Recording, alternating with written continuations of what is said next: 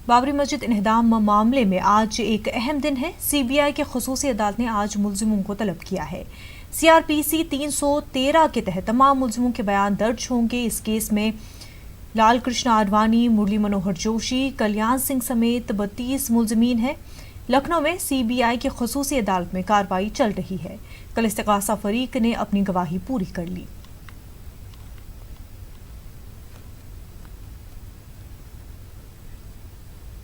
Lockdown के सबब फंसे 10 मजदूरों को उनके मालिक ने बजरिया फ्लाइट घर रवाना किया। दिल्ली में हमारे नुमाइंदे शंकर आनंद ने मजदूरों और निरंजन सिंह से बातचीत की। आइए देखते हैं।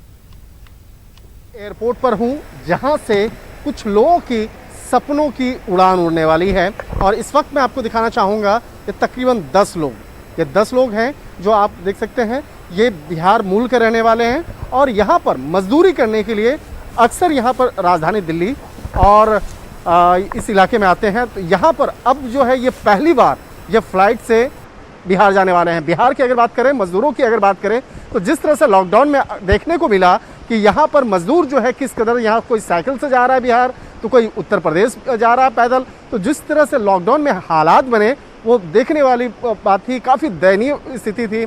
लेकिन कुछ ऐसे भी लोग हैं जो अपना दिल बड़ा करके इन मजदूरों को यहाँ से बिहार भेज रहे हैं।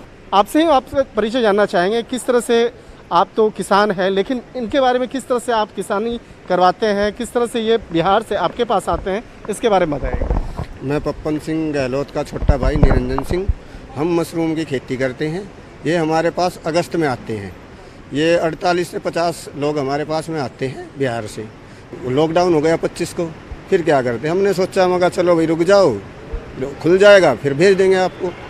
इनको वेट करा, लॉकडाउन बढ़ता गया, मगर हम इनके पास सुबह शाम जाते रहे, दिलासा देते रहे, खाना पीना इनको देते रहे। इनको क्या चाहिए, खाना पीना और प्यार। बस ट्रेन, श्रमिक ट्रेन चली, उसमें हमने इनका टिकट किया, उस पर कन्फर्म नहीं हुआ। फिर बस की सोची मैं बस में भेज दें इनको। बस में भेजने के लिए इनको करा, फिर हमने देखा रोज़ एक्सीडेंट हो रहे हैं, ट्रेन में पानी नहीं मिल रहा, वो नहीं, मगर क्या करें। फिर हमारे समझ में आया, अरे जो प्लेन खुल गए, मगर प्लेन मगर तो इससे बढ़िया कोई बात नहीं है। हमारे ही नौकर हैं, हमारे पास काम करते हैं, भाईचारा है इनसे हमारा, क्योंकि हर साल आते हैं। मगर इनका मेडिकल जांच कराई सबकी सरकारी हॉस्पिटल में, और इनकी सबको स्कैनिंग कराई बाकायदा। इनके पास में प्रूफ है, वो ले रखा है इनके पास में। और इनको मगर प्लेन से भेजे थे। 6800 रुपये का पर बंदे का इनका टिकट बना। उसी बात करते हैं, क्या नाम है आपका? जीवच राम। राम साहब, पहली बार हेलीकॉप्टर में आप एरोप्लेन में बैठने वाले हैं? हाँ जी, पहली बार। कैसा लग रहा है? बहुत अच्छा लग रहा है जी। कहानी सुनाएंगे अब अपने गांव घर में, आप एरोप्लेन से जा रहे हैं। आप कभी सोचे थे कि एरोप्लेन से जाएंगे? नहीं जी, हम लोग नहीं सोचे थे जो हम लोग एरोप्लेन में बैठ सकेंगे। हम लोग सपना में भी नहीं देखे थे, लेकिन आज ऐसा मौका हम लोग का मालिक दिए हैं, किए हैं। लेकिन हम लोग आज ये मौका का देख रहे हैं, जो हम लोग आज फ्लाइट से बिहार तक हम पहुँच। कहा जा सकता है कि आज यहाँ से दिल्ली से ये लोग जा रहे हैं, लेकिन दिल इनका खुश है क्योंकि एक बड़े दिल वाले शख्स ने इन लोगों को अपने साथ रखा। और साथ में रखने का मकसद एक ही था कि ये मजदूर नहीं, ये इनके परिवार हैं, और उसी के बड़े दिल के साथ में इनको रख करके अब एयरपोर्ट से बाकायदा इनको भेजा जा रहा है। कोरोना की वजह से कुम्हारों के